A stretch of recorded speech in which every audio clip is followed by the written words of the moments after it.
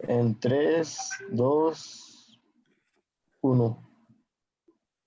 Tenga muy buenas tardes, le damos la bienvenida a esta tercera entrega del programa Citraína Informa.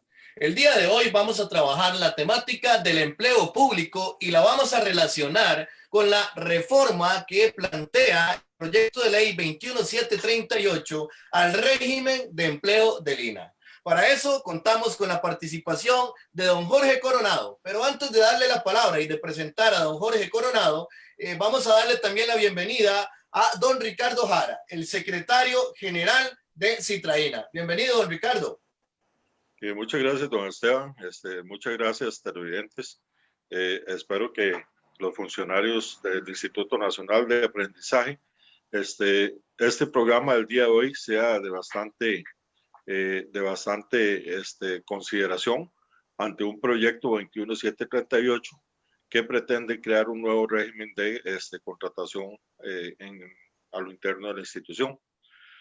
Dentro de las preguntas que muchos se han venido haciendo es, ¿qué nos beneficia más? ¿Seguir perteneciendo al régimen del servicio civil o optar por un supuesto incremento en los salarios con lo que es el régimen de empleo público o el empleo que se va a hacer según consta en el expediente 21738 sobre la creación de un régimen de empleo nuevo en el Instituto Nacional de Aprendizaje? Hay muchas dudas, hay muchas consultas que la gente ha venido realizando, pero hoy es un día donde tenemos a una persona experta en la materia, a don Jorge Coronado, al cual le doy las gracias por estar participando en este programa para que se refiera a este tema.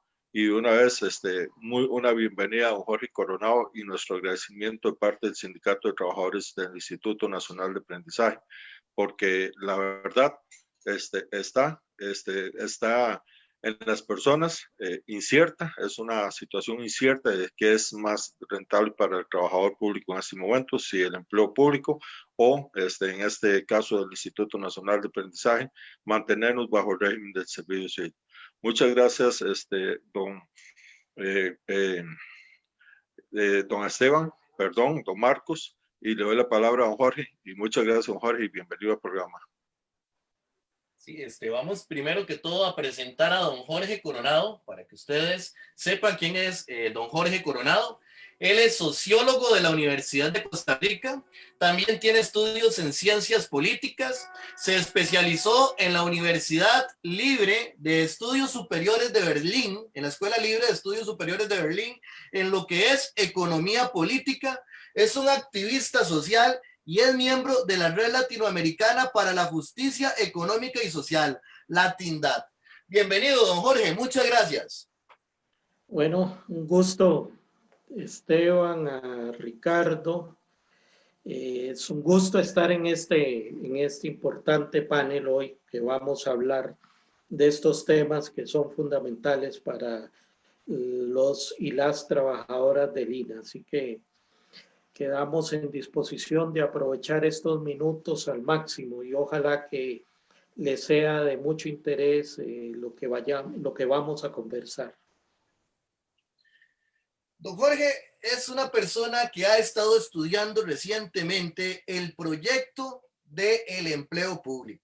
Don Jorge, en las últimas horas, Pilar Garrido, la ministra de Planificación, ha insistido a los diputados de que el proyecto del empleo público es clave para la sostenibilidad fiscal del país.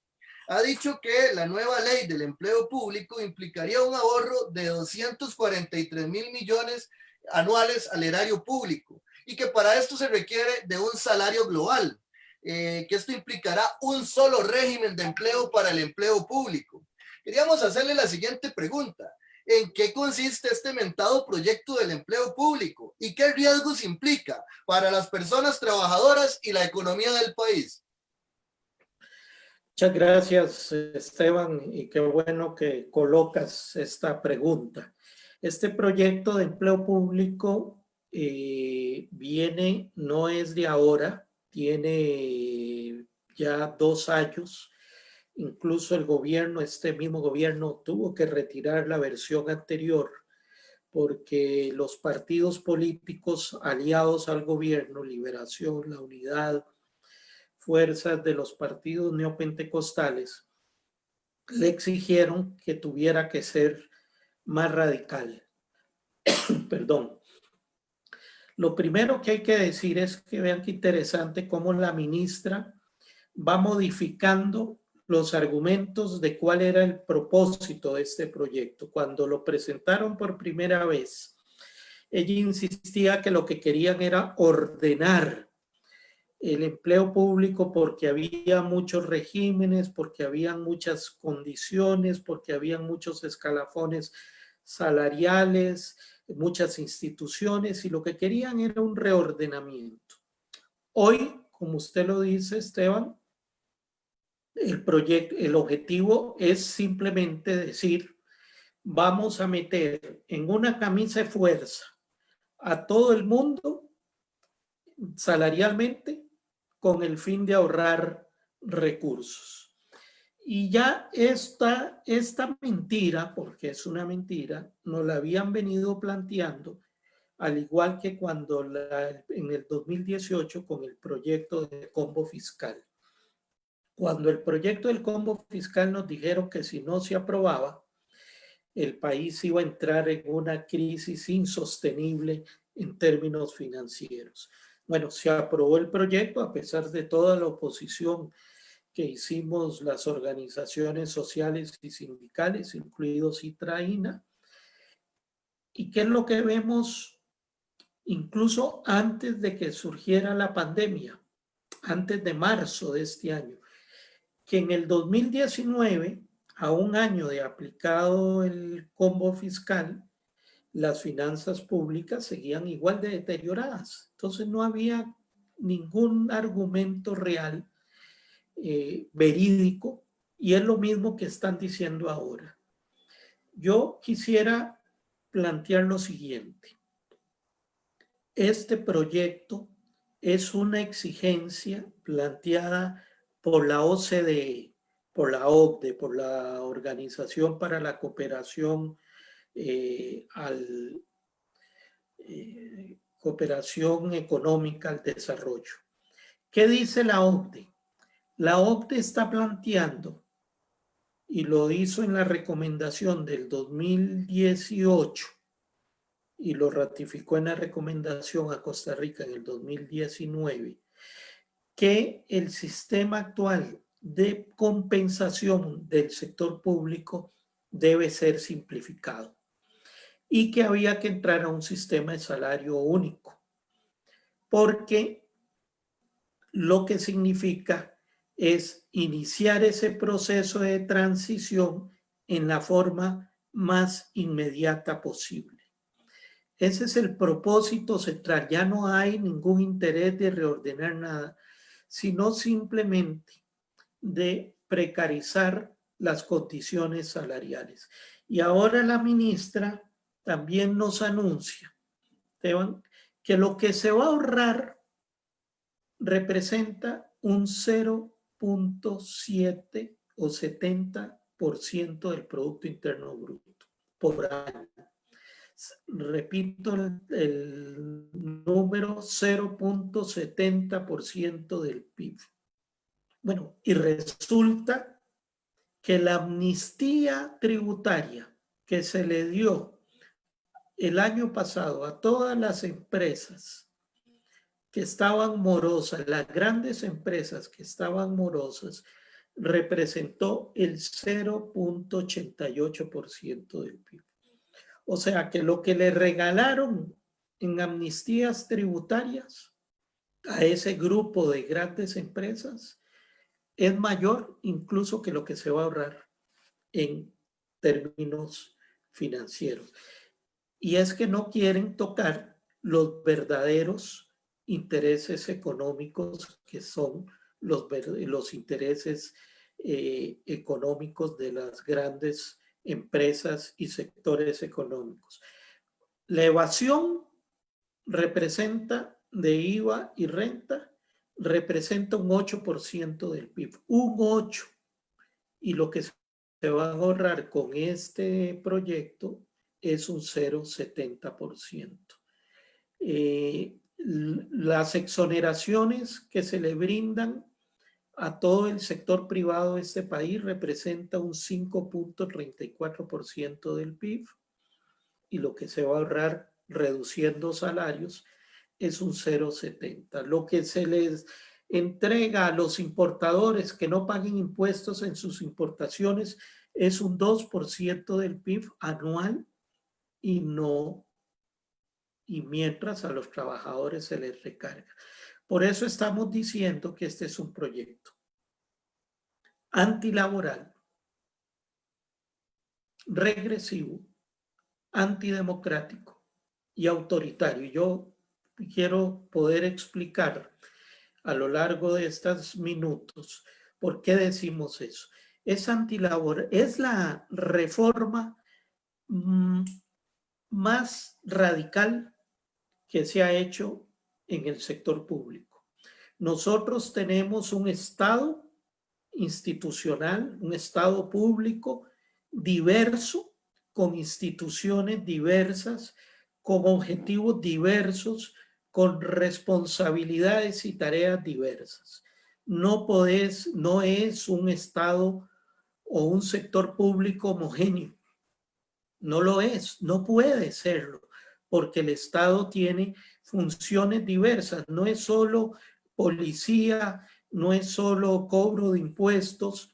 Vean ustedes que tenemos diversidad de instituciones, por supuesto. Los elementos neoliberales y los que defienden el paradigma neoliberal vienen y nos sacan la cifra de que tenemos 300 y resto de instituciones en el sector público, y que por eso hay que disminuir instituciones. Pero no estamos analizando la función de cada una. Podríamos en algún momento decir que uno puede estar de acuerdo en revisar determinada institución, determinada oficina, determinado departamento, pero no porque haya esa diversidad se puede hablar de que es un Estado hipergigantesco, hipergrande. Y como tenemos esa diversidad, el servicio civil, que es el órgano técnico que ha regido la estructura laboral y salarial del sector público, que ha garantizado estabilidad laboral. Si no, podríamos parecernos a Honduras o a El Salvador, ¿verdad? O Guatemala, donde cada cambio de gobierno, lo primero que hay es despidos de funcionarios públicos, porque ahí no existe estabilidad. Ahí la estabilidad la da el gobierno de turno. Nosotros con el servicio civil nos curamos de eso. Nos curamos de que los pegabanderas, como se les conocía en el pasado, fuesen los que entraban al sector público. Se profesionalizó, se tecnificó la labor del empleado público, se dignificó, y hoy este proyecto quiere acabar con todo eso. No es lo mismo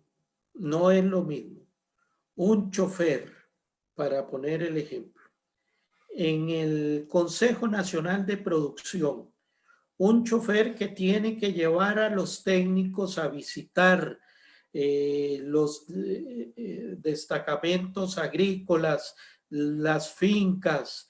No es lo mismo ese chofer que un chofer a cargo de llevar a su casa y a la oficina a la ministra o al viceministro o al oficial mayor. La labor del chofer del Consejo Nacional de Producción, que tiene que ir allá al final del país a llevar a los técnicos agrícolas, no va a ser lo mismo decir que ese chofer tiene las mismas funciones que el chofer que lleva a la ministra de Planificación de su casa a Mideplan, allí en barrio Los Yoses, que es donde funciona el Ministerio de Planificación. Entonces no podemos hablar de que esa función sea igual en cualquier institución. Ese es el cuento que nos quieren meter con el tema del salario único. Por eso decimos que es un proyecto regresivo que violenta totalmente el tema salarial.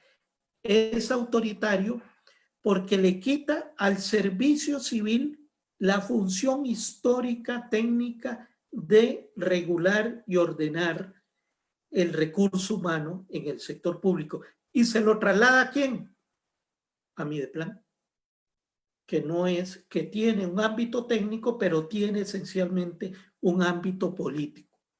La ministra de Planificación, la señora Pilar, hoy no es ministra de Planificación porque tenga atestados académicos o profesionales. Es ministra porque la puso su amigo Carlos Alvarado. Punto.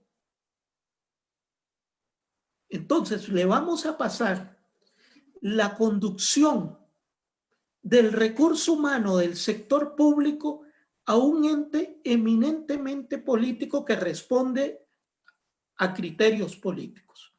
Y aunque la señora Pilar nos quiera engañar y confundir diciendo que este proyecto va a ser garantía de mejor uso del recurso técnico, eso es absolutamente falaz. Y es más falaz cuando tiene esta beta totalmente autoritaria, porque vean algo muy grave. Uno de sus artículos más importantes de este proyecto establece que las unidades o departamentos de recursos humanos de las instituciones pasan a depender ya no de el jerarca de la institución, sino que pasan a depender el cumplimiento de las directrices emanadas de Mideplan en materia de recursos humanos. Eso es muy grave. Eso es muy grave y por eso decimos es un retroceso autoritario, pero este gobierno se está ejemplificando como el gobierno que nos quiere regresar en términos de avances. Por eso hoy están discutiendo en la Asamblea Legislativa eliminar la jornada de 8 horas, una conquista de más de 100 años. Bueno, vamos a volver al siglo XIX, donde no había regulación, y poner que la jornada regular va a ser de 12 horas. Bueno, acá se plantean incluso, en este proyecto se plantea que las instituciones públicas tienen que tener en su reglamento interno de trabajo 3 tiempos de jornada laboral. O sea, y aquí vinculo con el proyecto este que quiere eliminar la jornada de 8 horas. ¿Por qué 3 tiempos? O sea, que las instituciones públicas van a funcionar 24 horas. Es una locura, es una locura. Y es mi llamado a los trabajadores y las trabajadoras a no creer. También entiendo que funcionarios de alto nivel del INAH vienen tratando con cantos de sirena decirle a los trabajadores de que si se aprueba el proyecto de empleo público se les va a incrementar el salario, con el salario único se les van a incrementar las condiciones. El proyecto de empleo público tiene un solo propósito: precarizar. Los neoliberales le llaman modernizar, pero de modernizar no tiene nada, sino es precarizar salarialmente y en condiciones laborales las formas de trabajo de las trabajadores y trabajadoras.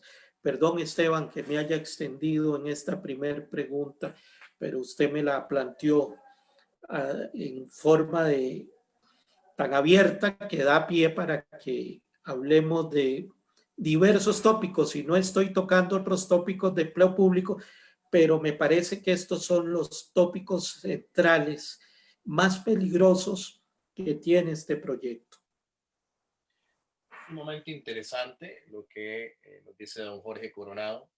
Hay aspectos contextuales en los cuales debemos colocar las implicaciones sobre el empleo público directas del proyecto de ley 21738. Estas cuestiones contextuales implican el hecho de que la crisis fiscal de Costa Rica depende principalmente de lo que es la elusión y la evasión fiscal, o sea, el fraude fiscal. Y el gobierno actualmente ha estado gobernando precisamente para las grandes empresas que no pagan impuestos, para mejorarle las condiciones a las empresas que no pagan impuestos. Esto viene desde el combo fiscal y lo hemos visto en medio de la pandemia del COVID-19. Las soluciones que se nos dan es la flexibilización de la jornada laboral para que no hayan despidos. O sea, debería de haber impuestos precisamente para estas clases más pudientes, que no se van a hacer pobres por un impuesto para que la gente pueda vivir y sostener una crisis de una mejor manera. Por otra parte, ha habido una política antilaboral y que viene desde antes, desde un aparato ideológico que nos dice que el empleado público es vago, que el empleado público es ineficiente. Todo esto nos lo han metido a través de los medios de comunicación. Cuando, si no fuera por los empleados y las empleadas públicas, este país no caminaría como camina y lo que es el bien común que recibimos del Estado no podríamos recibir. Sin embargo, hay que hacer una diferencia entre los empleados públicos. ¿Por qué? Porque al gobierno central se le olvida que ellos y ellas son empleados públicos y se ven como una clase por aparte. Entonces, el gobierno central, el poder ejecutivo y el legislativo, muchas veces niegan su condición de funcionarios y funcionarias públicas y consideran que no están sometidos a leyes, que no están sometidas a leyes, que sus poderes no tienen límite. Y ahí es donde hablamos de autoritarismo, de tiranía, e incluso podríamos hablar en términos técnicos, lo hablo desde mi especialidad en filosofía política, de una dictadura. Don Jorge, vamos a ir aterrizando un poquito este contexto general y complicado en el que está imbuido Costa Rica en la situación del INA. Hay partes de la reforma al artículo 24 de la ley 6868 o la ley orgánica del INA que propone el proyecto de ley 21738 y que son sumamente complicadas. Voy a leer algunas partes para luego plantearle una pregunta. Dice esta reforma a la ley, dice en el artículo 24, el recurso humano del Instituto Nacional de Aprendizaje, INA, estará sometido a un régimen de empleo mixto, el cual garantice la idoneidad en la selección de las personas funcionarias y se regirá en cuanto a nombramientos, remoción y condiciones laborales por las regulaciones que en ejercicio de su potestad reglamentaria apruebe la Junta Directiva de la institución en total respeto de los derechos y garantías laborales. Más abajo nos dice, los trabajadores del Instituto Nacional de Aprendizaje quedarán excluidos del régimen del servicio civil, de las regulaciones del Estatuto del Servicio Civil, ley número 1581 y su reglamento. Y un párrafo más dice, en materia de contratación y remuneración, el INA podrá aplicar a sus relaciones de empleo todas las figuras contractuales y modalidades de pago disponibles en el derecho laboral común. Por tanto, quedará facultado para realizar, entre otras modalidades, contrataciones por tiempo determinado, servicios especiales o por tiempo indefinido, cargos de confianza, pactar pagos mensuales, quincenales o semanales, por horas o lecciones, y en general podrá utilizar cualquier figura contractual o modalidad que sea necesaria en aras de garantizar la continuidad, eficiencia, adaptación al cambio y pertinencia de los servicios prestados por la institución, así como el cumplimiento de los fines del INA. Esto que nos dice la ley, a partir de esto queríamos plantearle la siguiente pregunta. ¿Cuál es la realidad laboral a la que se enfrentarán las personas trabajadoras del INA si este proyecto es aprobado y comienzan a regir estas dinámicas patronales en el INA? Ok, Esteban, incluso voy a compartir para que la gente, la pantalla, para que la gente pueda también que nos acompaña, Usted me dice, se está mirando. Esteban, se mira la pantalla. Sí, ya la tenemos en pantalla. Ok. Este es el expediente 21.738, pero quiero que leer con ustedes algunos elementos previo a lo que leyó Esteban, ¿verdad? Vean qué interesante, y lo he subrayado en rojo porque me parece central. Dice el proyecto que en materia de empleo público, la propuesta de este proyecto de reforma, en materia de empleo público, el INA acatará los lineamientos y disposiciones que en su condición de rector emita Mideplan en apego a la ley de fortalecimiento de la ley 9635, ¿verdad? Entonces nos lo cita ahí en materia de empleo público. A renglón seguido, vean ustedes qué grave.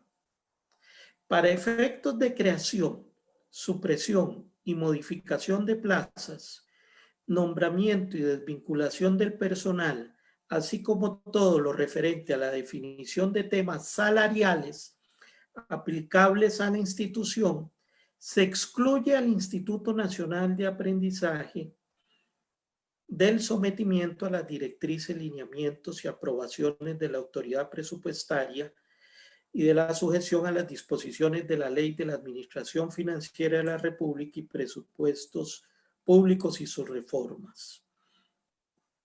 De igual forma, los trabajadores del Instituto Nacional, se lee más adelante, quedarán excluidos del régimen de servicio civil, de las regulaciones del Estatuto de Servicio Civil y su reglamento. Entonces aquí empieza una primer contradicción. En el párrafo anterior nos dicen que en toda materia de empleo público se tienen que acatar los lineamientos que establezca Mideplan, partiendo de que el INA es un ente público.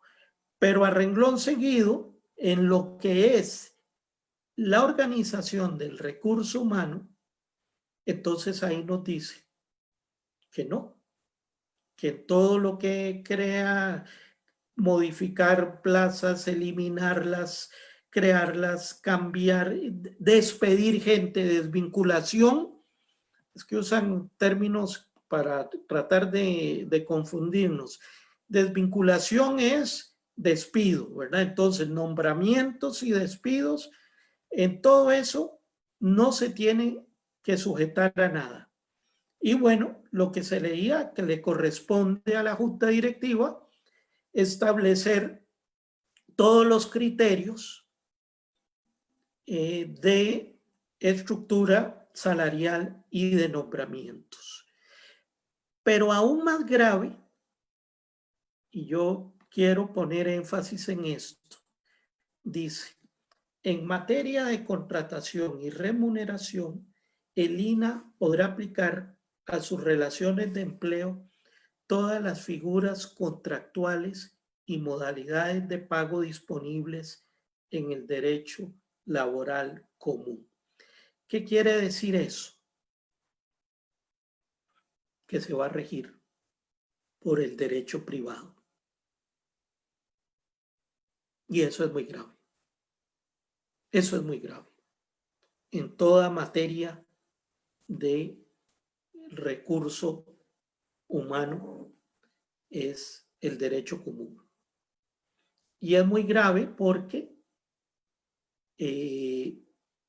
es abandonar toda la normativa, todos los procedimientos establecidos por el servicio civil. O sea, que los funcionarios y funcionarias, si pasa esta ley del INA, quedan simplemente en manos de los directivos que hoy son estos y mañana pueden ser aquellos. Y de acuerdo al humor que tenga esa junta directiva o al interés que tenga la junta directiva, establecerá y podrá estar cambiando. Imagínense la inestabilidad laboral si todo responde a la normativa que establezca la junta directiva. Y en la ley le dicen que toda la normativa laboral será simplemente los mínimos que el Código de Trabajo establece. No hay, se acaba la protección que le da la estabilidad, porque si el servicio civil tiene algo, es garantizar la estabilidad, que hoy, en tiempos de pandemia y post pandemia del COVID, la estabilidad laboral va a ser un bien fundamental para los trabajadores y trabajadoras. Todo apunta a que los efectos del proyecto de la pandemia, los efectos económicos, van a tender a complicarse. Hoy tenemos 850,000 trabajadores en el sector privado y en el sector público afectados por la pandemia. Los recursos financieros públicos dependen, si no se quiere tocar estos intereses de elevación y de la elusión tributaria, van a depender de las posibilidades de endeudamiento, y eso es hipotecar el futuro de todos nuestros ciudadanos y ciudadanas. Entonces, vean ustedes el tema de la inestabilidad que se va a crear, porque toda la normativa laboral en el INAH ahora va a pasar a manos de una junta directiva en un proyecto que no le establece límites. Entonces, ¿cuál es la realidad que enfrentarán? Me preguntaba usted, Esteban, si se aprueba este proyecto, los trabajadores del INAH. La realidad laboral que enfrentarán es quedar en disposición de jefaturas, en disposición de directivos, en normas antojadizas, porque tiene la junta directiva manos libres, y la única normativa es los mínimos que establece el Código de Trabajo. Y si se avanza en las reformas que le quieren hacer al Código de Trabajo hoy en la Asamblea Legislativa, yo tiendo a pensar que los trabajadores del INAH no se asusten si van a tener jornadas. Aquí se les va a anular el pago de horas extras, se les va a anular el reconocimiento de jornada nocturna, y la jornada diurna va a ser de 12 horas. Y yo siento que hay sectores adentro del INAH, en la dirección del INAH, que están soñando con tener un régimen laboral absolutamente precario que parezca una piñera o parezca una maquila, ¿no? Donde no les interesa la defensa de los derechos laborales, donde no les interesa lo que viven los trabajadores, sino que lo que les interesa es que el trabajador tenga las menores condiciones. Esta es la gravedad de este proyecto y de esta reforma al artículo 24. No puede ser. Lo que pasa es que en la asamblea, esta es la peor asamblea legislativa que hemos tenido, creo yo, en los últimos 40 años, con una cantidad impresionante de ignorantes, tanto hombres como mujeres, en su calidad de diputados, ignorantes que no saben absolutamente nada de nada y que nos quieren regresar a un siglo y medio atrás en materia de derechos laborales. Son tan las inconsistencias de estos proyectos que yo veo, sin ser yo un especialista constitucional, este proyecto del INAH es una aberración jurídica. Es una aberración jurídica. Desesperados estos neoliberales con apoyo interno desde la institucionalidad del INA por acabar con una institución emblemática como ha sido para la juventud costarricense. Y lo que quieren terminar es convertir al INA simplemente en una factoría, en una maquila que dé cursos para los amigos de los amigos empresarios, ¿verdad? Y simplemente a esos que hacen todo ese esfuerzo, o sea, los trabajadores técnicos y profesionales del INA, no les reconocemos absolutamente nada. Y vean ustedes que en el mismo proyecto se dice que si usted quiere aspirar a un ascenso o a una promoción, tiene que abandonar el sistema de complementos y de salarios. Termino diciendo, para tratar de cerrar esta respuesta a tu pregunta, Esteban, termino diciendo,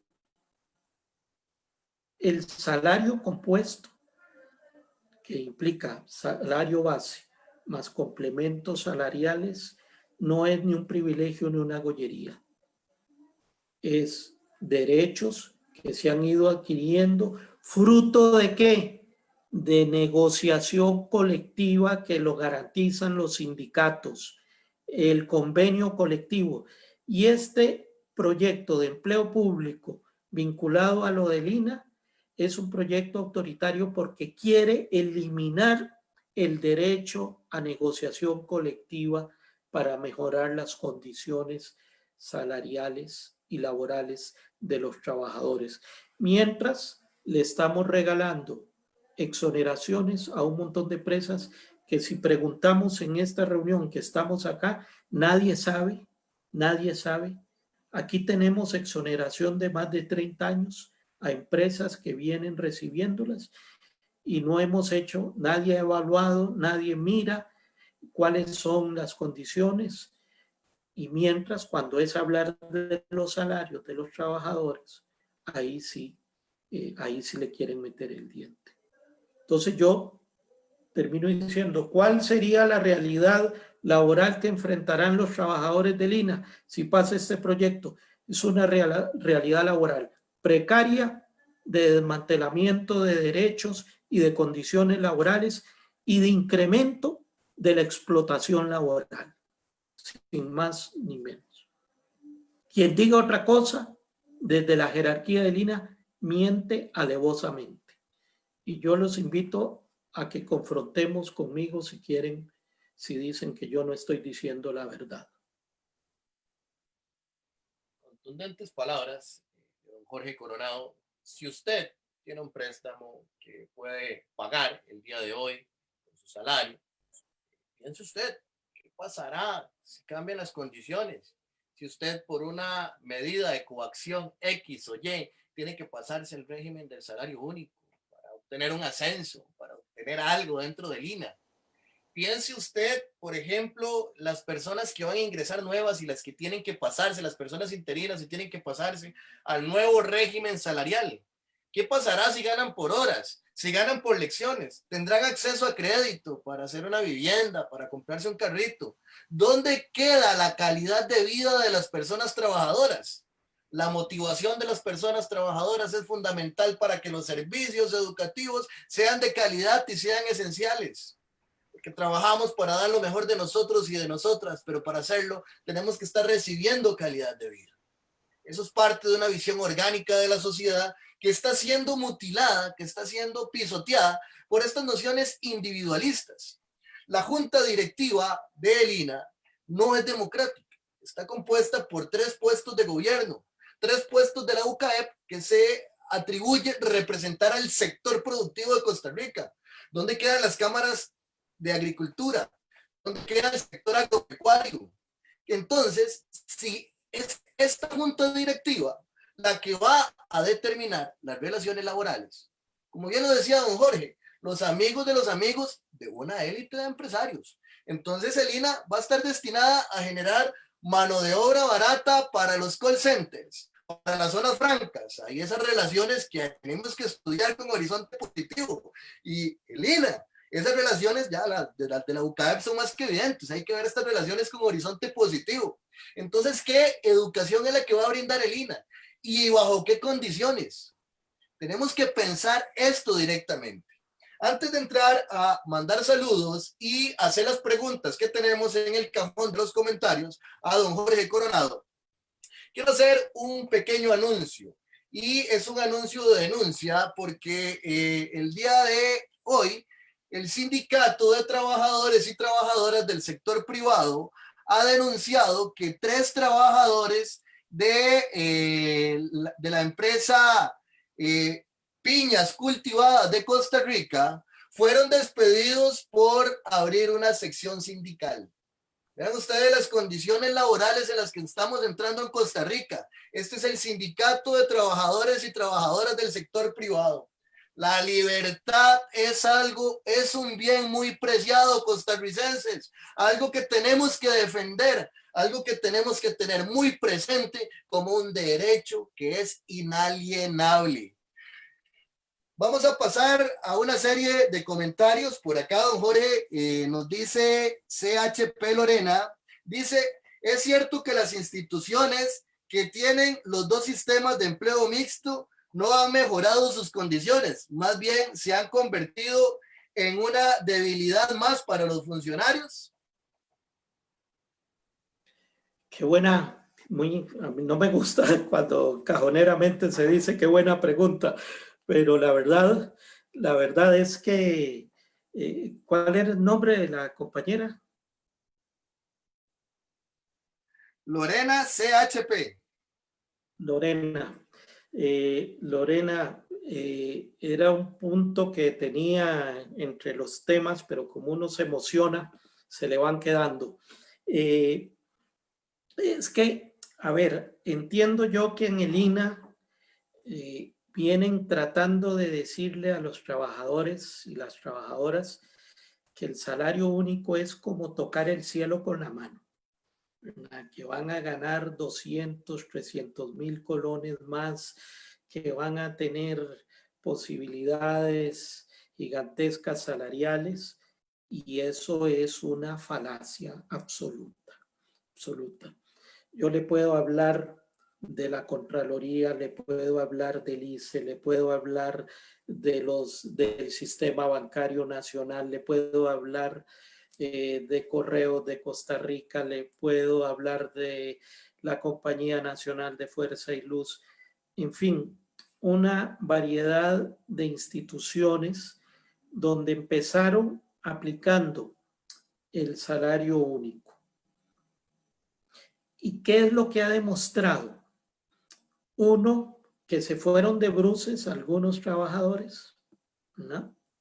Se fueron de bruces pensando y creyéndose esta historia, pero resulta que el salario único tiene una trampa. El salario único solo garantiza que crezca en función del reajuste anual o semestral que era, pero que hoy ya lo tenemos congelado. Vean que el ministro de Hacienda habla de congelamiento del salario hasta el 2024. O sea, 4 años de congelamiento salarial. Ese es el grave problema del salario único, que se estanca a los 3 años, se estanca, y a partir de ahí, si uno lo compara con el salario normal del sector público, que es un salario base, complementos, derechos como anualidades, como dedicación exclusiva, aunque con la ley 9635 le dieron un golpe al convertir todos estos incentivos en nominales y no porcentuales, pero aún así el crecimiento en términos reales del salario va a ser superior al crecimiento del salario mínimo que decrece.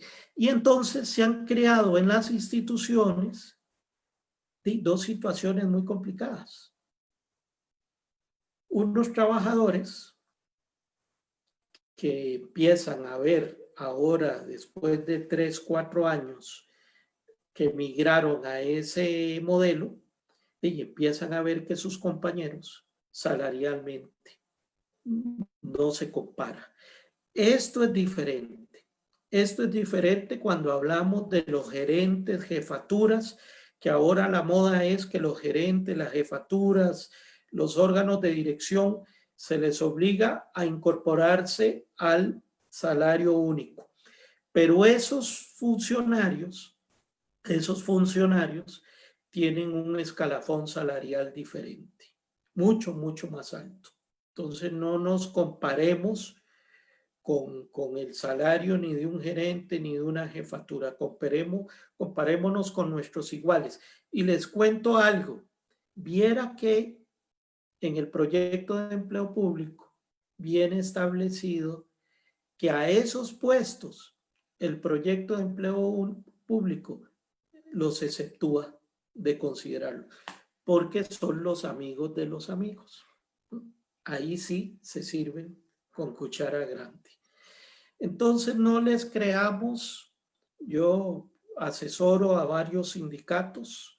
Les digo, en el ICE hay incluso una planilla 08 que es de salario único, y ahí los técnicos de las nuevas contrataciones, además, que es lo más perverso, que a los nuevos les precaricemos las condiciones, a los nuevos trabajadores les precaricemos las condiciones. Eso solo en una mente muy perversa puede existir. Yo quiero reiterarles que el salario único es una apuesta precarizadora que deteriora las condiciones salariales. Y algo que decía Esteban, uno se endeuda, especialmente, no pienso en un carro, pienso en un derecho como tener una casa.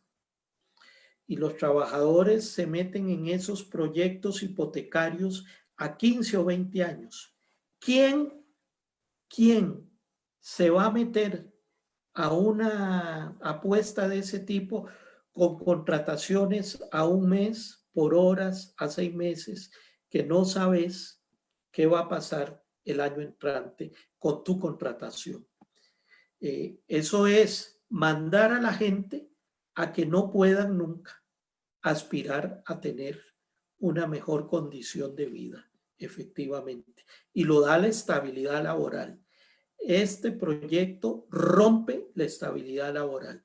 El servicio civil es el que garantiza esa estabilidad laboral y le permite a una persona endeudarse a 20 años con su casita, garantizando que está estable en su trabajo y no depende de que su jefa o su jefe o el gerente tal se le antojó despedirlo o no contratarlo el mes próximo. Sumamente peligroso lo que estamos vivenciando en Costa Rica y en Norteamérica en general. Para comprender un poco esto, podemos visualizar un poco cómo eran las relaciones políticas y económicas en la Edad Media, esa época que está tan alejada. El rey como tal se consideraba que tenía un poder absoluto. Entonces, la voz del rey estaba por encima y por fuera de la ley. Lo que dijera el rey era la ley y había que cumplirlo. Y el rey podía incluso mandar a matar a las personas, expropiarlas, porque la gente no tenía derecho a la propiedad. La propiedad y todo lo que existía le pertenecía al rey. Eso se llama totalitarismo. ¿Por qué? Porque el pueblo como tal no era pueblo, era considerado una especie de algo no humano, algo que no era capaz de formular un contrato, de tomar decisiones. Entonces todo se le imponía. Entonces aquí podemos ver que si se nos impone regímenes salariales precarios, donde prácticamente lo que nos alcanza es para comer, estamos llegando a condiciones casi de feudalismo, si lo podemos analizar desde esa óptica. Vamos a leer aquí, nos dice la licenciada Ivania Rojas, que es compañera también en otro proyecto que se llama la Cátedra Autónoma de Filosofía Política. Excelente abordaje, muchas gracias por el espacio. Que la crisis la paguen los corruptos y evasores. Nos dicen también acá del sindicato, ¿qué implicaciones tendrá la reforma del artículo 24 de la Ley Orgánica del INAH que pretende excluir a los trabajadores del INAH del servicio civil? Es lo que hemos estado reiteradamente planteando, ¿verdad? Eso sería un acabose. Yo hace casi 10 años, ahora lo estoy recordando, hice un estudio que me contrataron para un organismo centroamericano que me pidió hacer una evaluación de las instituciones encargadas de la capacitación y la formación en Centroamérica. Digamos, instituciones homólogas al INAH. E hice un estudio comparativo desde Guatemala hasta Panamá de todas estas instituciones. Era también con apoyo de Centifor de la OIT, la Organización Internacional del Trabajo. Y tengo que decirles que el hallazgo fundamental fue encontrar que el INAH es la organización o la institución emblemática en Centroamérica en materia de formación profesional y técnica, en materia de formación profesional técnica. No hay en Centroamérica ninguna otra institución que tenga la solidez, el expertise y la diversidad y el recurso humano, porque yo quiero insistir en esto. El INAH como entidad de formación, igual que una universidad, su principal recurso y su principal activo es su recurso humano. No podrán tener buenos laboratorios, mejorar en tecnología, edificios cada vez más cómodos y bonitos, pero eso no representa nada si no tiene un recurso humano sólido, con experiencia y con capacidad. Y en eso que yo estudié, la sorpresa era, porque uno desde fuera del INAH de pronto no conoce los detalles, es darse cuenta de la capacidad de ese activo del recurso humano que tiene la institución.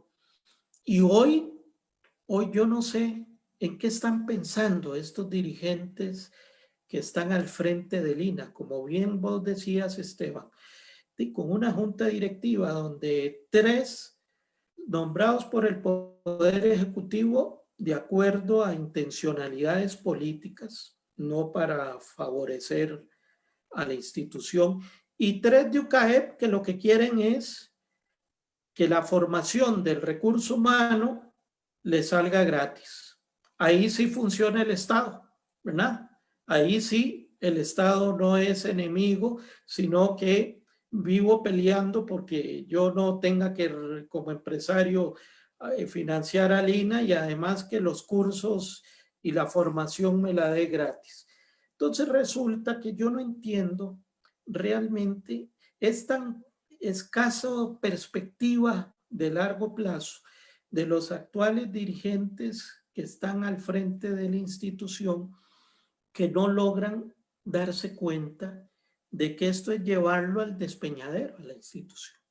Este cambio significa que no solo en Costa Rica, sino en Centroamérica, perdamos una de las instituciones emblemáticas que es reconocida incluso por organismos internacionales, y que ese reconocimiento no es porque haya un gerente o porque haya un director con tal nombre, sino que ese reconocimiento es resultado de décadas de trabajo de los y las trabajadoras del INAH, que con su vocación de formación, de trabajo, de esfuerzo, de llegar a los sectores más vulnerables del país, porque ese es lo otro. El INAH es una oportunidad para los sectores más vulnerables del país.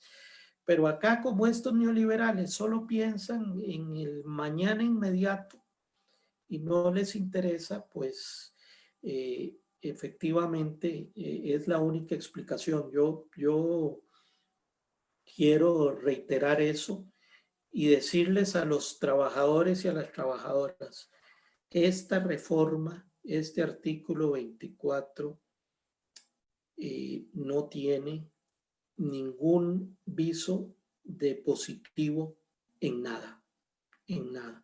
Precarizar, desregular, nunca ha sido una salida positiva.